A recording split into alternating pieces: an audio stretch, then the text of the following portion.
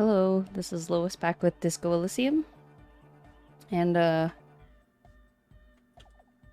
we have our party music going on here, and we just had a crazy thing that happened. Um, we apparently discovered the 2 millimeter hole in the world, and we got to hear what it sounded like. So that was super, super crazy. It was a very intense experience.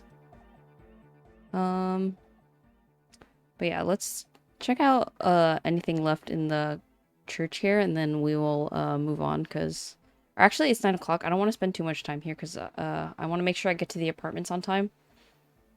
Looks like I can't give this figurine to her, the one we had. She's seen glass window. Does that mean that does seem to be a problem? Maybe you meant something else. Like what? Is it still on? I don't know. What are we thinking of? Part of your mind has gone to other things already. Mother of Humanism towers above you. A wax painting on a cracked pane of glass. Nothing has changed in her expression. Okay. We can always come back and talk to these guys, so um let's not waste too much time because I don't want to miss talking to the guy at the apartment. The main thing about him is that he lives at the apartment that overlooks the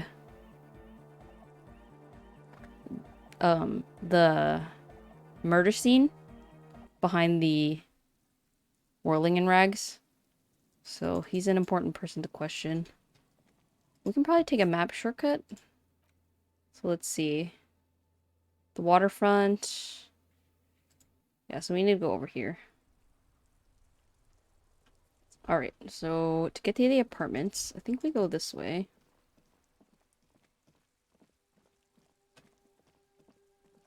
Oh, that one lady we talked to is the hotel. I forgot to get how to get out of here. Maybe we have to go around this way.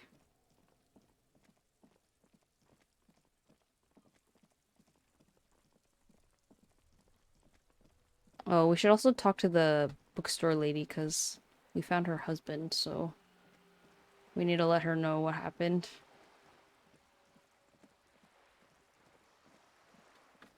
Okay, I'm sure this is the right way, yeah. So we can walk behind here. And then this is the area we need to go to. We need to get up there.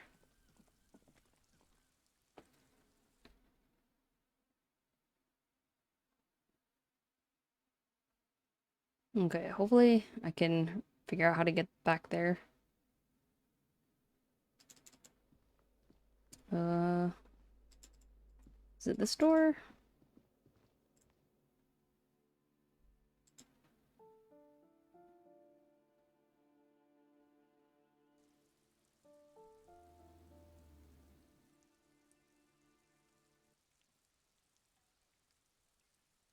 Ah, he's here. Okay, perfect.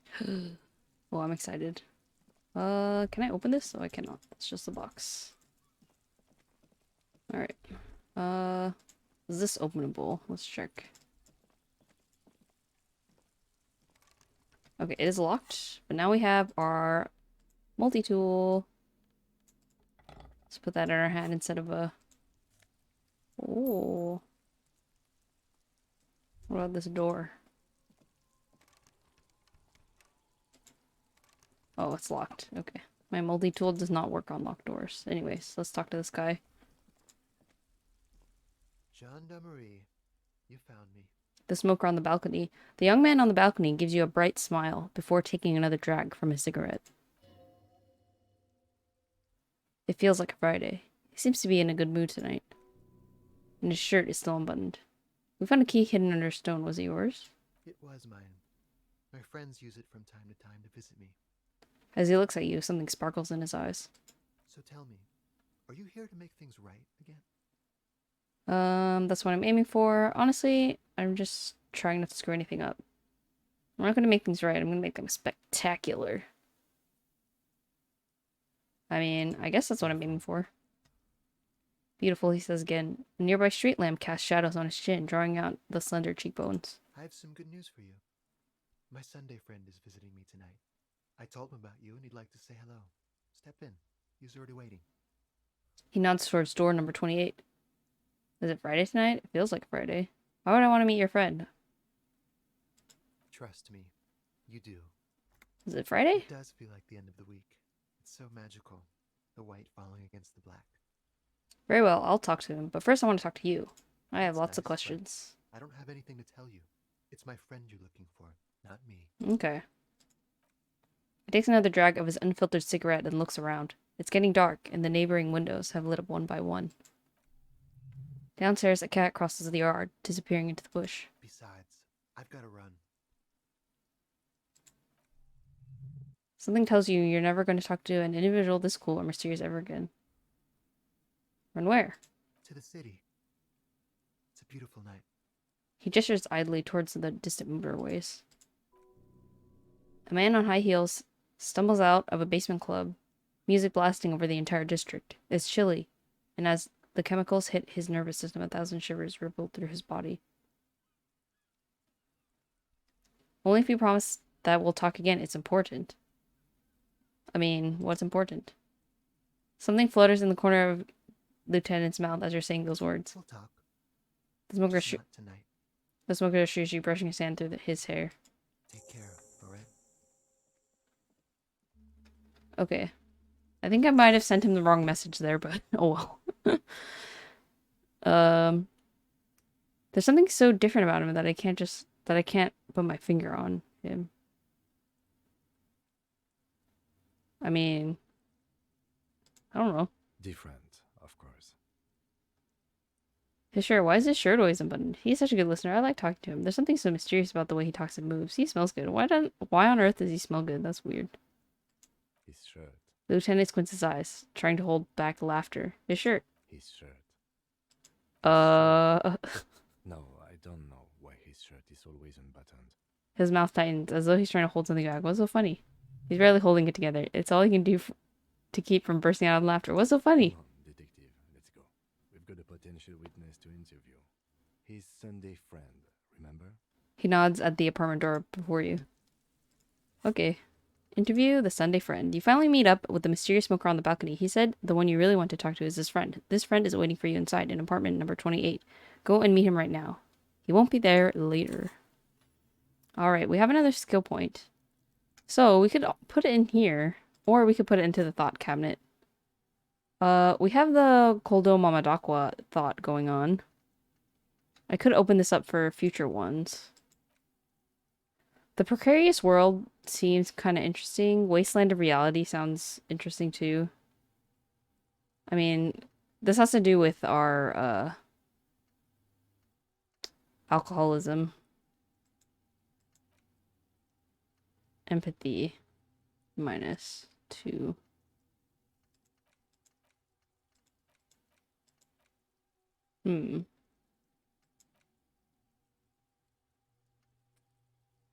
So yeah, probably the Wasteland and the Precarious World we can probably do next. Let's unlock this. Internalize. We can't run two thoughts at the same time, can we?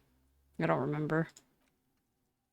All red checks fail. I don't think that's a good idea to do right now, just because we're going to be talking to someone important. Okay, we can run both at the same time. Perfect. So both of these are going. Great. Alright, so apartment 28. Is this it?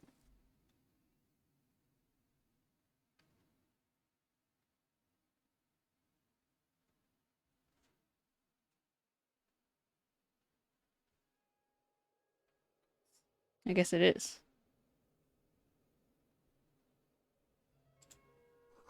A quarterly business magazine. Expensive men's perfume lingers in the air. An old photo of the same apartment, dated year '01. Oh, party dragon silk robe, yeah. Look at my cool robe. Oh yeah. And my cool shirt underneath. While I'm holding a multi-tool. Samaran conical hat. Wait, what does it say about my silk robe? Let's see. This sleazy silky bathing robe in vibrant hues features a roaring dragon on its front, ready to take off into the night. A red belt has been provided for fastening. It's culturally insensitive, but only for people who are not from Seoul. The real Seoulites probably don't care.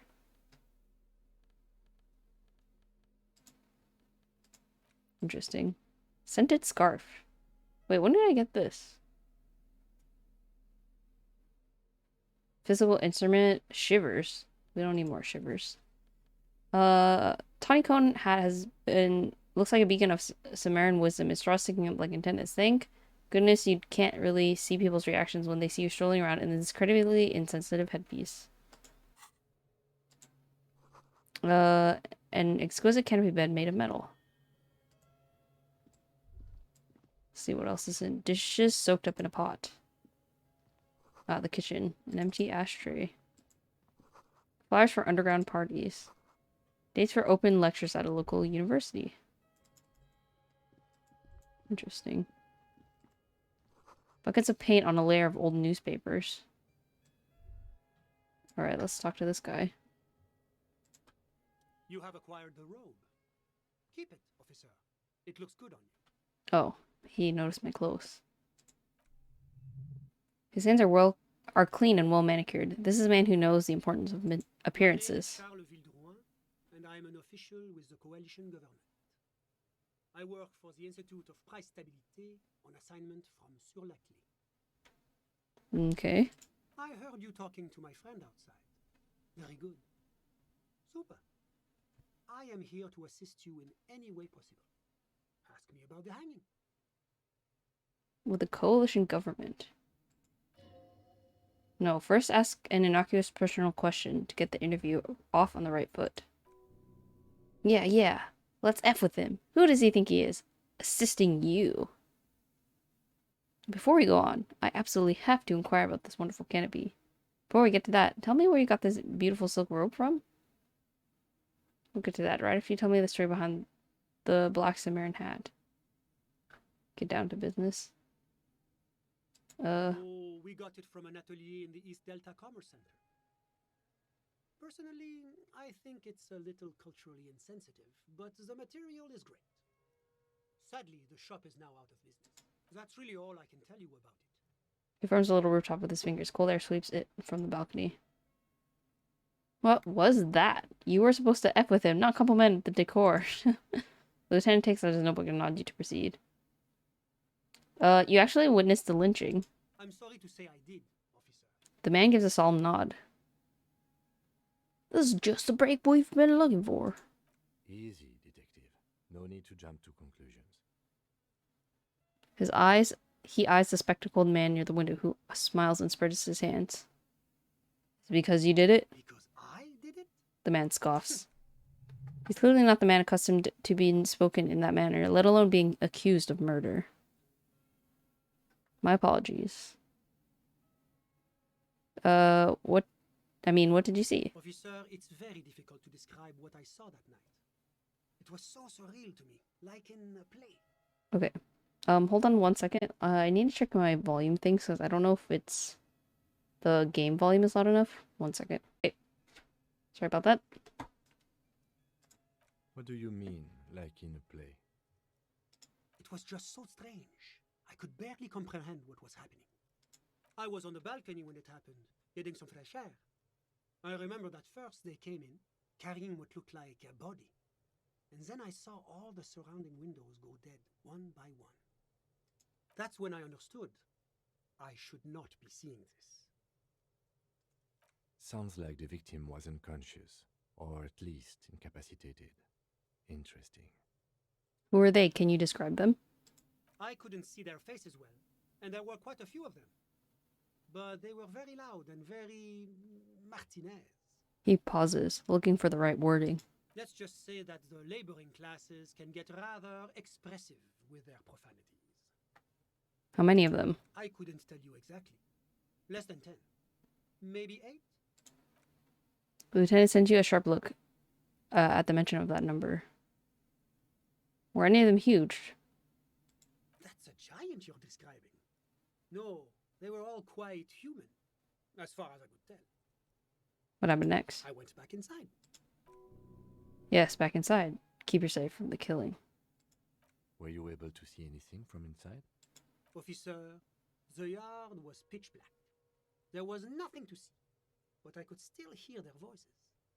They were threatening to kill that poor man. Were they men, women? All men, I presume. But again, I couldn't see very clearly. Ethnicity. I mean, he couldn't really see, right? I believe they were mostly white, though I believe I saw 2 Areopagites among them. And I am quite certain that one spoke with a Mesk accent. What happened next? Well, that's the strangest part, officer. Nothing happened. It was oddly quiet for a public lynching. What do you mean nothing happened? Eventually, their shouts died down, and that was all. There were no gunshots, no celebratory shouts, no anything. Why didn't you call it RCM? You're right, of course. That is what one is supposed to do in such circumstances. He wipes his glasses. I was simply in shock.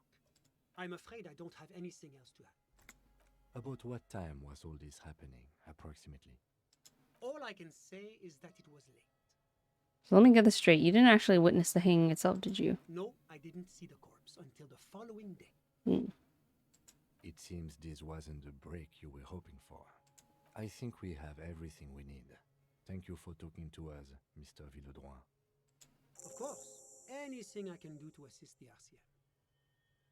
What's an official like you doing in Martinez? The coalition is only looking out for the price stability.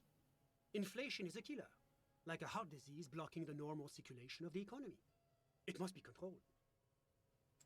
The economy impacts the entire international community, which is why it requires international oversight.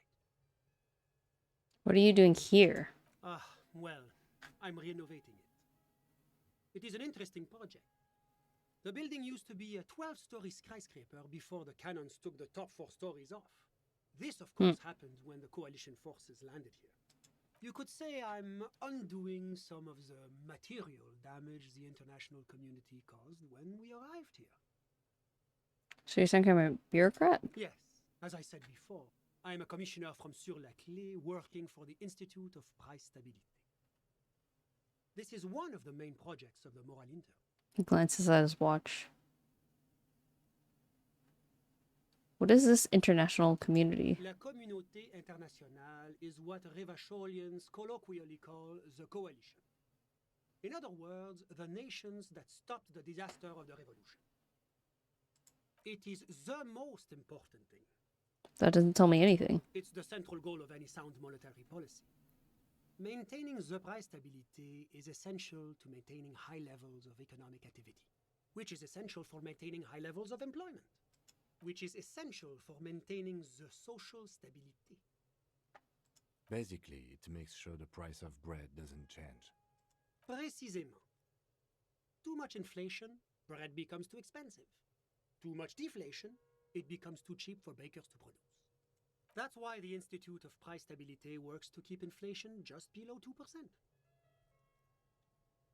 2% of what? But not too far below. No. Too below is also bad. Below, but close to 2%. You're not answering my questions at all. The coalition believes in the importance of informing the public about the benefits of the price stability. Transparency is one of our principles. Would you like an informational pamphlet? Sure. A sound monetary policy is essential for addressing uncertainty. Stability is the raison d'être of the Moral Inter. It's the reason why I identify as a moralist. But oh, I don't have my leaflets on me today. That's too bad. Oh, darn. You can always call our information line. Making information available is part of the Moral Intern's commitment to transparency. I've heard about this moral inter before, but I want to know more. It's the International Organization for Moralists, hence Moralist International. The Institute of Price Stability is just one of its many mind babies, as is the coalition. I don't know. Which one do we want to? Which one do you want to say? One sounds so There aggressive. are more nefarious powers to work for than the Moral Intern. Are you a moralist? But of course. Am I a moralist? Well, do you value freedom? Do you believe in a normal, stable world governed by democratic values? Kim, are you a moralist? Me? I, We managed to catch the lieutenant off guard, but only for a moment. He quickly recomposes himself. I'm a lieutenant of the RCM, dedicated to maintaining law and order in Ravachol. A very moralist answer. Ha ha. But what is normal, stable The world? Occident is part of the normal world. Oranje, sur la clé.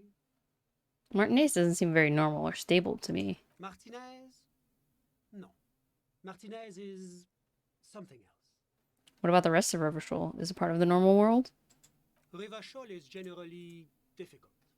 It's led by an interim government, which means it hasn't yet achieved full democracy. But they are working towards it. You're all doing very well here, relatively speaking. Gives you an approving nod. I don't think I'm a moralist. Moralism sounds incredibly boring. I want more action. Moralism is the ideology of foreign occupiers. Revachol must be governed by Revacholians. Democracy is a meaningless sham as long as the working class is under the boot heel of capital. It's like every time I'm talking to people, I'm choosing option D, none of the above. Is that moralism? Is this option D The world's most usually laughable the most centrist. I got an reasonable achievement. answer? Yes, because everything else is super extreme. It's like I'm living with a bunch of lunatics. It's usually the most boring one. I'm boring. Not boring, my friend. Responsible. Moralism is all about compromise and achieving the achievable. It's pragmatic, realistic, and level-headed. An ideology for doers. Are you a doer, my friend? It looks to me like you are. Now, enough of this delightful political interlude. Was there anything else you wanted to ask? Tell me about Sur la Chef. What's there to say? Sur-la-Clé is a modern, Sur la Clé. urbanized country that measures very high on the Human Development and Freedom Index. Mostly, though, it's known as the executive heart of EPIS. Human Development and Freedom Index. Moreover, it is a great sponsor of less emerged countries. Revachol is only one of its many darlings whose progress it supports and cherishes. What makes Revachol Sur la Clé darling? Because a great percentage of Revachol's culture hails from Sur-la-Clé. Its language, its people, its cuisine even. Or at least in the downtown La Delta area.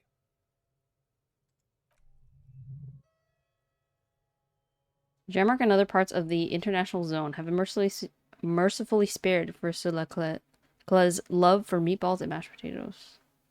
Tell me about Oranje. Oranje is an exemplary nation who, as a core member of EPIS, contributes 28% of our annual budget. Next to Sur-la-Clé, Oranje is probably the most prominent member of the international community. Which one of them is more like EPIS? As founding members, they are both very EPIS. Oranje carries a lot of political weight, while Sur-la-Clé takes care of the business side of things. Sur-la-Clé hosts the headquarters of the major EPIS institutions. Okay, but out of EPIS, what is Oranje? Oranje's economy is one of the most advanced in the world.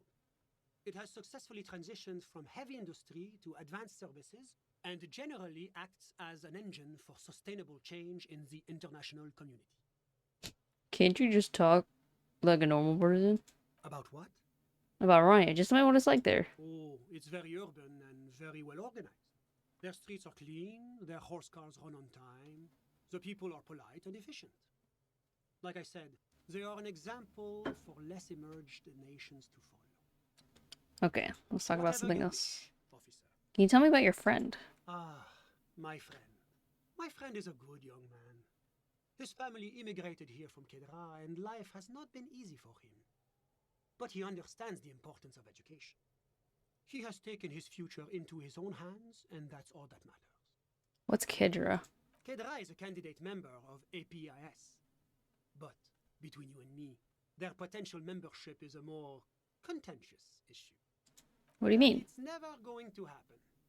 They enter negotiations in 21, and it's been pending ever since. EPIS is a very special program developed by the Moral Intern to support certain Occidental nations. It began as a unified system of weights and measures, which proved to be a wild success. Nothing but kilograms and centimeters as far as the eye can see. It was such a wild success that we expanded it into an economic union for the processing of steel. Another success. And between you and me, the moral intern feels emboldened by this success. Emboldened to take EPIS to the next level. What's on the... What does it stand for? Why, it stands for progress and stability, like the moral intern as a whole.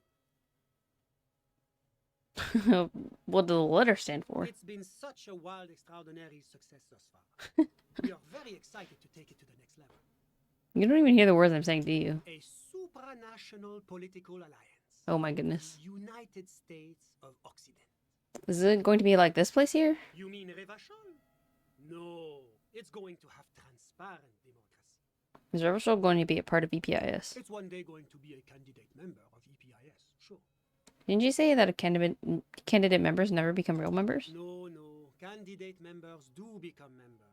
Why do we even have the whole system in place if they don't? It just takes time. Time and evaluation. But we were talking about my friend here, not politics. Mm-hmm. Man, this guy. How did you two even become friends? Well, actually, I want to find about... Is it warm there, cold, or something in between? It's also known for its mandarin trees and dust storms from Supramundi. Dust It has storms. an emerging market, but it still has a long way to go. Maybe that's why my friend's menage decided to emigrate. How did you become friends? How did any of us become friends? Bad things happening on the Insulindian Peninsula? Oil platforms ablaze in the night? Civil wars lasting for years? Finally, the international community is forced to step in. You're describing how the coalition occupied Revachol. One of the wonders of democracy is that everyone is allowed to have his own opinion. Oh my goodness, this and guy. not just allowed, encouraged even. Have you ever tried debate? There's a joke here, and you know what it is. Come on, it's so juvenile. Besides, there's no way this man is gonna get it. That's why it's good. Look at that joke. Nope, ignore. Debating. You should consider joining a debating society for adults. I hear they're oodles of fun. I used to have a flyer for one, but now that I start thinking of it, it was for an improv class anyway. It's this funny theater thing, you know? Very creative. Helps relieve stress. So much beating around the bush. Didn't really answer any of our questions. And all he wants to do is talk about politics and stuff. You still haven't told me who he is. Sorry. Who? The man throws a quick glance at his watch. Your friend, the smoker on the balcony. We were just talking about But I him. told you, officer. He's a bright young man here to pursue his education. Education is the foundation of our future, especially the arts. It is a cornerstone of our civilization. So can you tell me about him? So all you can tell me about him is that he's here to study the arts? He's deeply enmeshed in the study of the fine arts, yes. He's a truly free spirit. He likes all the arts. All the arts. Perhaps, sorry. Let's But I try told you, again. officer, What's his real name? officer, You have to understand. I can't give you his personal information. Okay. He's deeply enmeshed. He's a truly free spirit. What are you doing in his apartment all by All the- yourself? I'm just enjoying the view. The man smiles, nodding to the window. What view? It's dark outside. Listen. He raises his hand. A baby is crying in the neighboring apartment. Someone's baby is crying. No, listen. He says again, looking outside. The Insulindian Bay. What about it? This place used to be a luxury accommodation before the revolution. Apartments, of course, were much bigger then. A few walls have been added here and there, leaving some of the tenants without a private bathroom or a kitchen. But the million real view stays. You can't take that away. He knocks on the balcony door, his face mirrored against the darkened glass. I was asking about your friend. My friend comes and goes. I had something else in I'm mind. all ears, officer. Oh my gosh. That conversation was so... Ugh. Unnecessary. Do you have everything you need from me? I'm afraid we won't have the chance to speak again once you leave. Well, why can't we talk later? It's against diplomatic best practices for an official in my position to be discussing murders with local militiamen. And I'm pressed for time. After you leave, I should be leaving as well. Okay, I'm not going anywhere. I just want to take a look around this apartment. Go ahead. It's a beautiful space. Glances at his watch. Let me know if you have... Okay. I think we're not smart enough to like have any sort of insight in his conversation, Was there anything else? but I'm sorry to say I did. Officer, it's very difficult to discuss. What let's do you... It was see. just so. I was on the balcony when it happened. I just That's want to when see I if we heard can find any more Sounds like information. the victim... I went back in. Were you... Officer, well, that's the. Eventually, their shouts died down. I'm afraid I don't. About what? All I can say is that it was late. You didn't check your My watch? watch. He looks at his watch as though Yes, noticing it for now the I first remember. time. It was 30 minutes past midnight, give or take. 30 minutes past midnight. Okay, that's an important No, clue, I guess. didn't see the. It seems this wasn't... I think we have everything we need. Thank you. Of course, anything I can. Of course, I'm sorry I couldn't be the break you were looking for. Okay, well, I guess if Kim says that's all we needed, then I guess we can leave it. Alright, goodbye, long-winded person.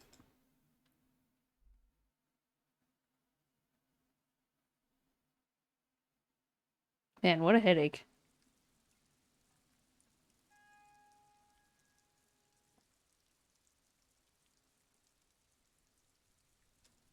Alright, what to do now? Can we go into any of these doors, I think? No. We can walk this way, though, right?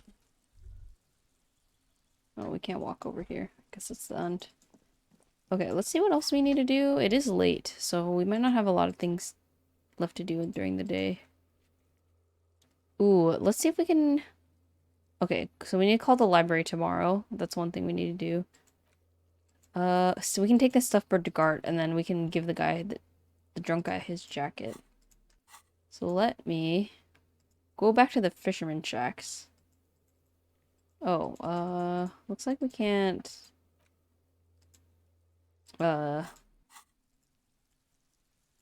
travel from here, so let's get out of here. Maybe if we exit this area. Let's see if I can do it now. Nope. Okay, we'll have to get down to the main outside, I think.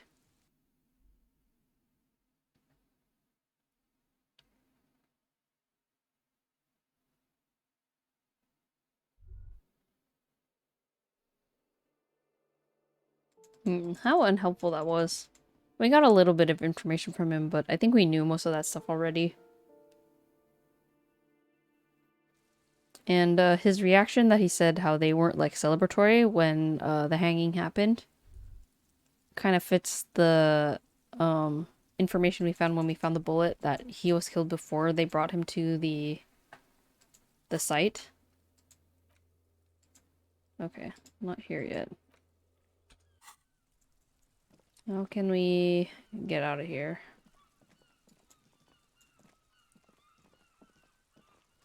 What if we can check this again? Conceptualization. Okay, we can might as well try it since we have since we're here. Okay, it's blue. Oh, +1 conceptualization. Is this jacket? Okay, we can put it on top.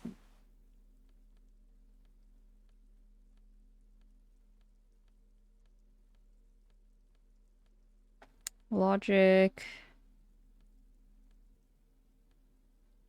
Okay. We got +2. Better than nothing.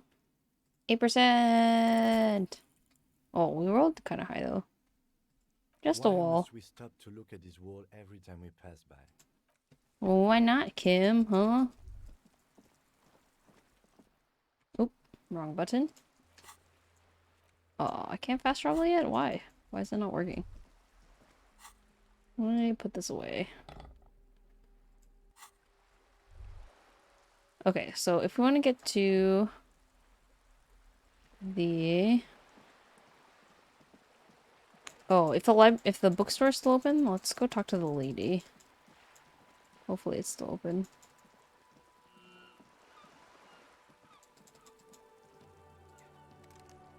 Ah, it's locked. Okay, they just kept the lights on. Oh, I can travel here now. Okay, so we wanted to go... Composure. Oh, we can... So these are the checks we can clear.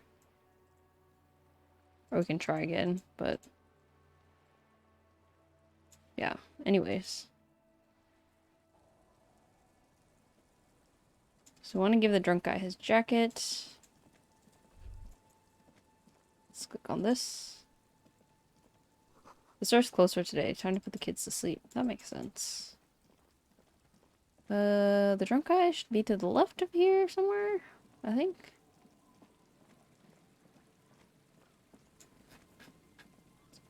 Oh. Nope, that's the payphone.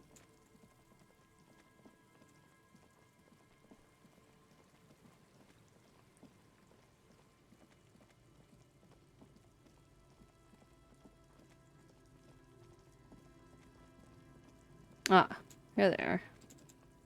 Okay, so let's give this guy the jacket we found. Tequila sunset. He nods in appreciation. I found your jacket. Ah, tequila. I knew you'd come through. That's fucking great, man. I found a little more than I bargained for. What's that supposed to mean? Oh, there was a dead body nearby? Oh yeah, that was near the drunk guy that fell. Let me see. What? This isn't my jacket. My jacket was beautiful. This is fucking filthy. What am I supposed to do with this? What do you expect? You left it outside for a week. I'm not taking a disgusting pile of hobo rags. I may be in an irrecoverably decaying orbit, but I've still got standards. Either bring it back the way it was before, or find a dumpster to burn it in. He hands it to you. You know, despite the guano, it looks like the jacket itself is stain resistant. It may just need a good scrubbing. I got you some more booze. Do we have more booze? I think we do, right? Should we give it to him so we can have more?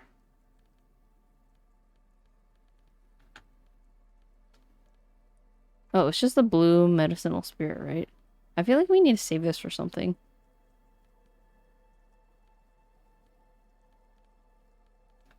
Yeah, we don't have any other stuff. Maybe if we can wash the jacket somehow, we can give it back to him. Okie dokie. Tequila sunset. What's in a name? Hey, Spiral Boy, you gonna share that? One of the bums interjects. Gurgles the near comatose man. Shut up, guys. I'm telling a story here. Something. I was once a reasonably high net worth. Okay, this is the same exact So you story. Don't want. Okay, so it's exactly the same. The legend, he's back. And firstly, I got smokes and piss and a little speed to spice things up. Okay, we could spend 150 to give him some alcohol. I wonder if that would work. Let's try it. Bottoms up, Captain. Tequila. Of course. Drink first, story later. He holds out his palm. Okay, here's the Pilsner. Not much, but it will do. He grabs the bottle from your hand and uncorks it immediately. The tale I'm about to tell you is an urban legend particular to Martinez. Wonder. That said, I first heard it from a former bicycle courier in Koran. Wonder how many stories he adds. He lifts the bottle to his lips and takes a long, luxuriant sip. There are many variations on the basic story, and the details often conflict. What everyone agrees on is that nobody knows the exact nature or identity of the phenomenon. Are you telling the story of the headless? Shut the fuck up, Rosemary. Summer of 44. Wait, is it really the headless 17-year-old horseman? Gertrude Het is walking home from a late The streets are warmed by a southerly breeze. The lights of a passing motor carriage bloom and fade in the distance. In the harbor's dark, her cigarette is a beacon dancing alone. The image comes to you effortlessly, as though you've walked the same streets yourself 1,000 times. Our heroine finds herself enjoying the peace and quiet the canal provides. He looks up to the skies as if searching for peace himself. What she doesn't know is that her peace is about to be shattered. From behind her comes the clattering of hooves. Startled, she turns around, and what does she see? A horse? Well, yes, but it's the man on the horse that's of interest here. A man with no head on his shoulders, wearing a found tracksuit, searching for the legendary found cap that went missing when he lost his head. Wait, I thought the Headless Fallen Rider rode a bull? I thought that he rode a headless pig. The lieutenant says with a little smirk. Well, there are many versions of this story, the most peculiar of which has the headless found rider riding on the back of another headless man. Another man? So the bull riding a headless man riding a headless man? If I hadn't lost my keys that one time, I'd agree with you. But life is a cruel mistress. He takes a sip. Gertrude Het may have been the first to witness the headless found rider, but she wasn't the last. Oh no. Tell him about the two feminists by the locks. Fuck, Rosemary, they were dating. No one said they were feminists. Everyone always misremembering this stuff. This wouldn't be the De Ponte Delgado case, would it? What? You know it. I read the case file. But please, go on. Right. Early autumn of 46. Ulla de Pont and Eva Delgado are fishing near the waterlock long after the sun has set. The wind picks up. A sky already dark now blackens. Water starts falling from above. The first cold rain of the season. Two women stand on a small outcropping of rocks. One of them is wearing a purple raincoat. Thin lines reach out from the rods into the sea. Small droplets start appearing on the surface with increasing frequency. The women are caught in the downpour. They act quickly. Eva gathers the rods whilst Ulla turns around to reach for the tackle box. When she sees something, her shriek is so violent that the residents of the nearby apartment building believe lightning has struck. But there is no lightning. Only a heavy downpour and the silhouette of the headless found rider looming on the horizon. Ulla makes a run for the shore, but Eva slips on a wet rock and disappears into the cold, cold canal with nary a sound. Her body is never recovered.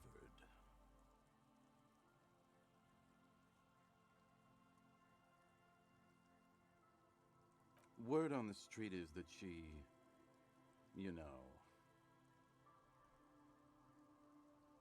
gave herself facial deconstruction surgery. Real grisly stuff. That part, at least more or less, corresponds to the case file. See? Told you. Anyway, that's the story of the headless found rider. Pretty crazy, huh?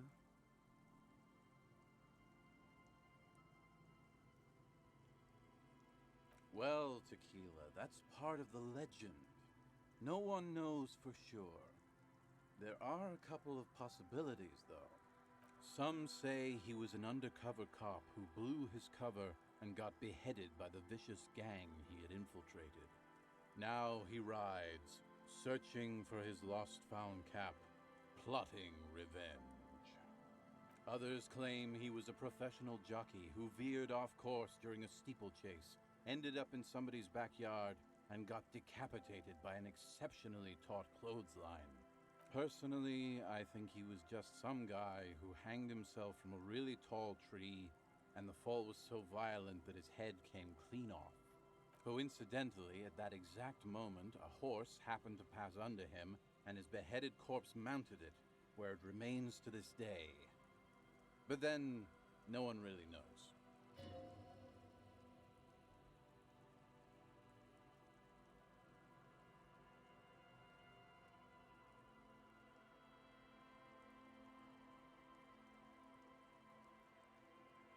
Isn't it? All the pieces fit together perfectly. That's how I know it's right. Anyway, to each his own. You want to hear any other stories?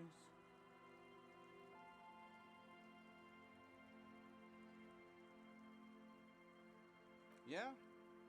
Why don't you go eat shit, Tequila? There's no way you know a better one than that.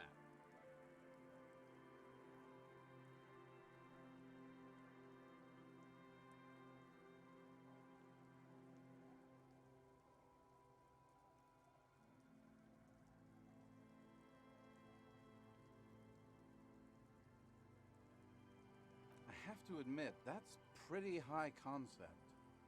Still not as awesome as a headless rider in a found tracksuit, though. I've already seen some weird stuff on this case. Headless jockey and a tracksuit might fit in. Sorry, I muted my mic for a bit because I was fixing something on my desk. Hard to argue with that, I suppose. That's the reality situation for you. You think you got a handle on it, then blam! It throws some wild shit at you. She takes a long swig and smiles. That's why it's critical to stay well hydrated. So what happened to the fallen rider? No one knows. Some say he stalks Martinez to this day, and can be seen near the canal when the clock strikes midnight. Makes a spooky gesture with his free hand. He won't, though, because it's just a stupid legend. Aye. I saw him one night when I was right shit-faced. Any more urban myths? I actually do have one. Do you have anything to fortify old Doom Spiral? Tell me, Nope. It's very hard to tell a story when one's mouth is dry. Okay. I guess that was some extra stuff we don't necessarily need. Oh, what's this? Necessarily needed to go find out. Oh, how do I can go up this way, right? Oh. Ooh, we got some drugs. Okay, I don't know if we checked in here, but let's see this thing. Oh, it's locked. Our fancy multi-tool. Oh yeah. Oh yeah. Alright, so we can... Let's, oh yeah, let's... I think I'll set Kim off, because it's 10. It's getting cold this late in the night. Time to call it a day. Good night, officer. We'll meet in front of the shack in the morning. Alright, we'll go inside. So we can still do stuff, which I think there's one thing that I want to do. And without Kim. And then let's see what else is going on in here. I know we were supposed to be able to look under the floorboards, but we haven't been able to do that, so. Time to shave. We didn't shave. What about the mirror? Locked. Okay, so those two things we cannot do. Okay, we got a new thing done. Oh, we need to take the stuffed bird to Gart. We could do that tomorrow too, though. I don't know how important that is right now. Okay, let's take a look at our white checks. Tommy Lahome, we could try that again. Andre Composer, we can do that tomorrow. Sleeping Dock Worker, he's not there anymore. Gaston Martin. That's asking for the, his food. Warded door. Pain threshold challenging. Okay, I want to try this again. This logic one, we don't know yet, because we need to figure out what the pale thing that's mentioned in there is. Trash container, don't need to do, because we already unlocked it with the key. Cafeteria window, we can also check on that. I guess anything that has to do with that section we can do later. When we go give Gart the bird. Okay, we can talk to Leanne again. Joyce we'll talk to again tomorrow. Yeah. So we'll talk to Leanne, and then we will, move on to tomorrow. Because, if you remember, we can take her on a date. So let's try it.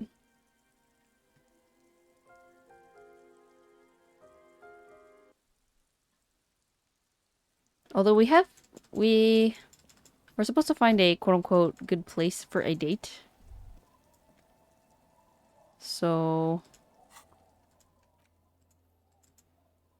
Okay, she's at the docks, right? I think it's this way? Yeah, she's right there. Well, let's see what it says when we talk to her. Hi, the sea's gonna calm down soon. I can feel it. Oh, suggestion. Turning southeast. Our suggestion is very low, so I don't know if we can do it. Do we have anything for good enough for a suggestion?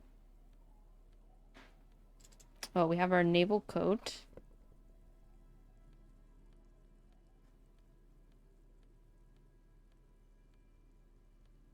If anything, if we fail, it'll be funny, so... Okay.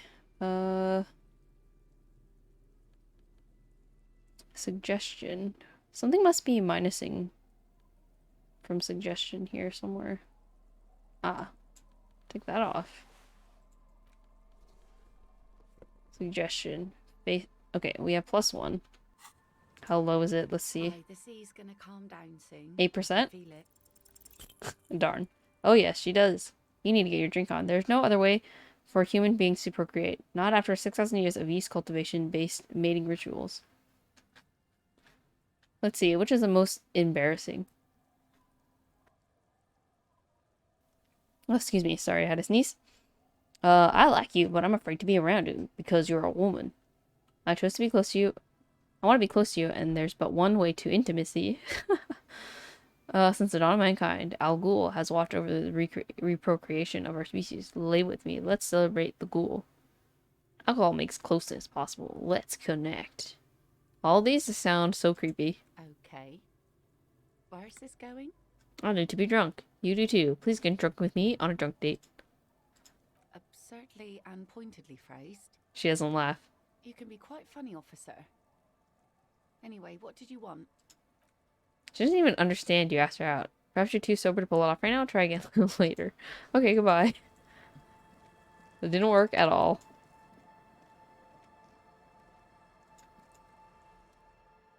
Time to go to sleep. And rest away our embarrassment.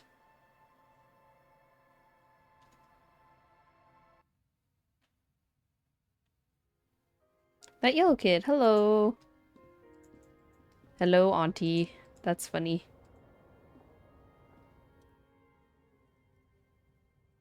How's it going?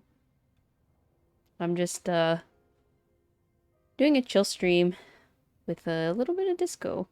The bed is comforting if a bit run down. Still, you've earned a rest.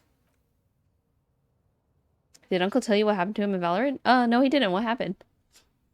Across the room, the heating system hums its soft lullaby. The mattress feels soft and sheets warm. It only takes you moments for the world to fall away. Alright, are we going to Chaotic Dream World? Let's see. He got chat banned? Oh no, what happened? Oh, so he can't play ranked? Oh no, what happened? What is he gonna do? He can't play Valo.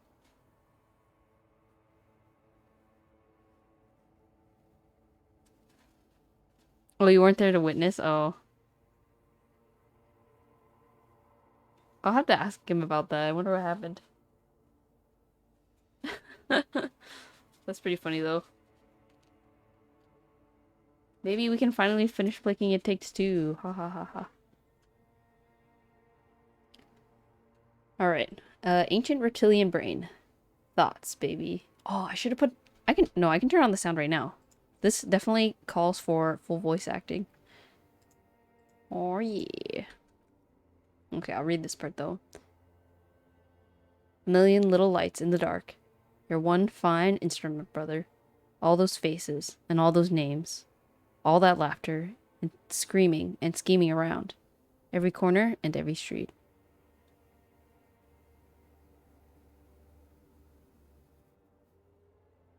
When he said that someone said some bad things and he was relaying it to the other team to report. Oh, okay. That sucks. That is unfortunate. Recorded in you forever on Faraday.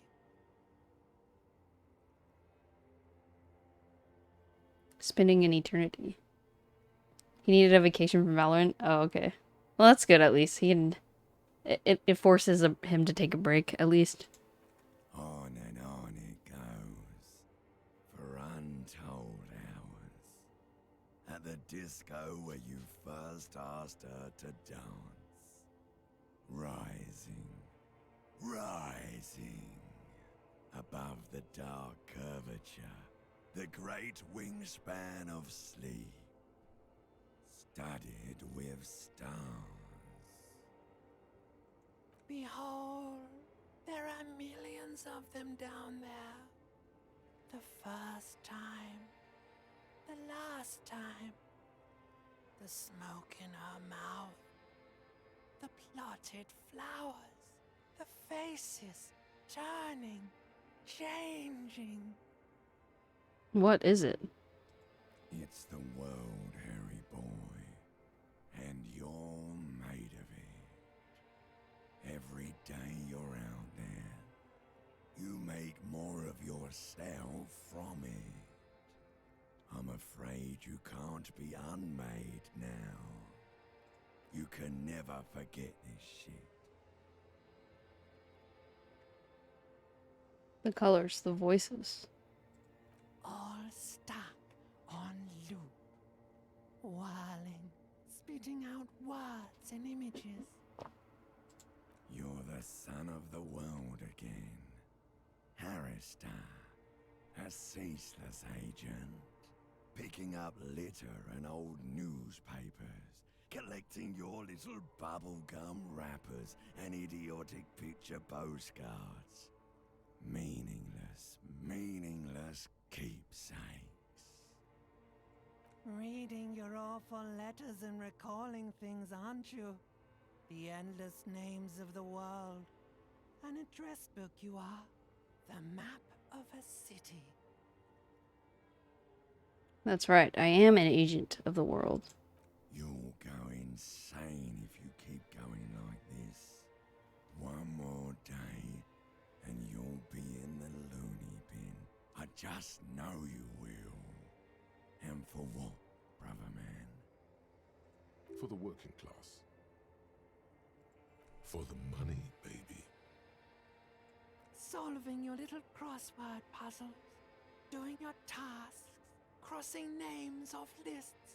Trying to become some sort of world detector. It won't make it okay. It won't put smoke back in her mouth. Hmm.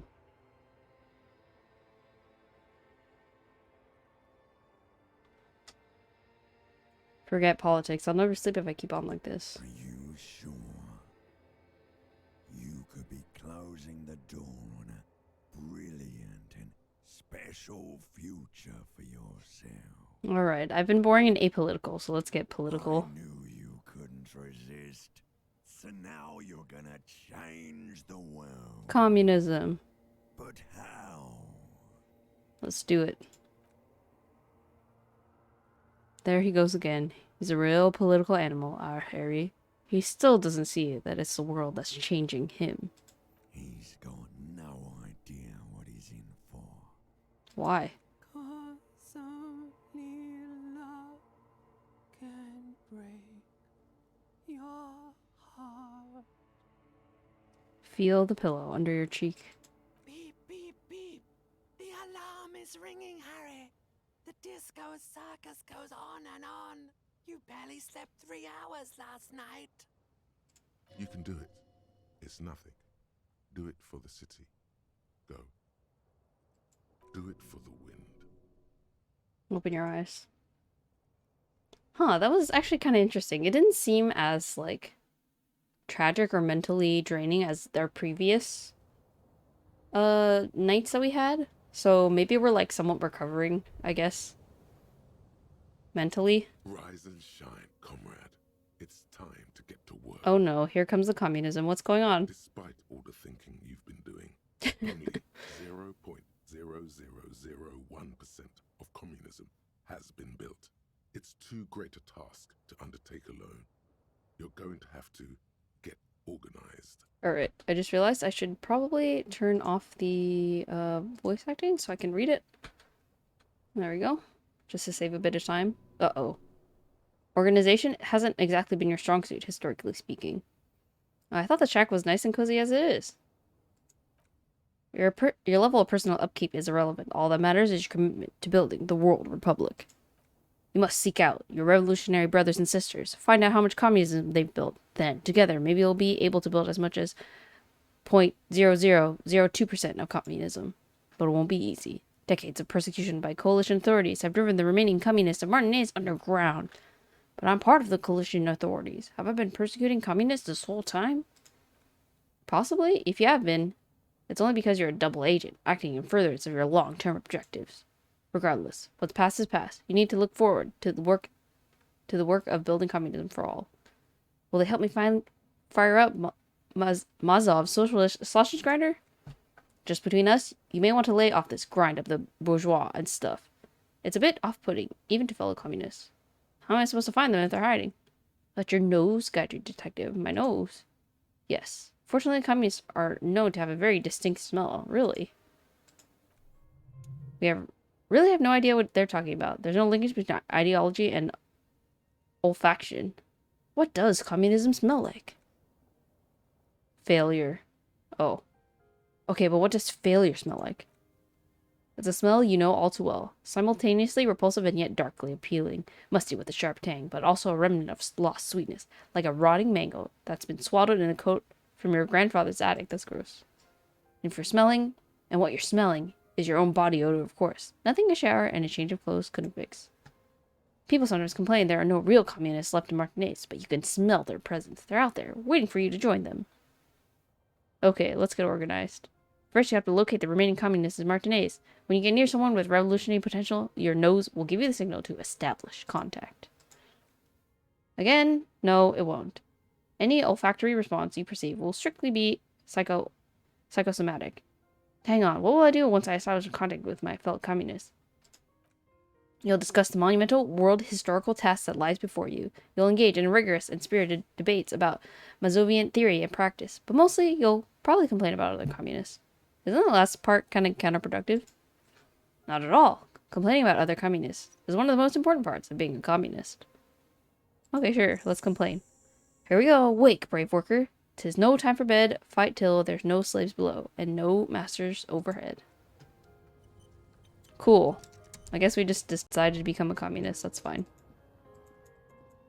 And we're dressed hilariously, ridiculously.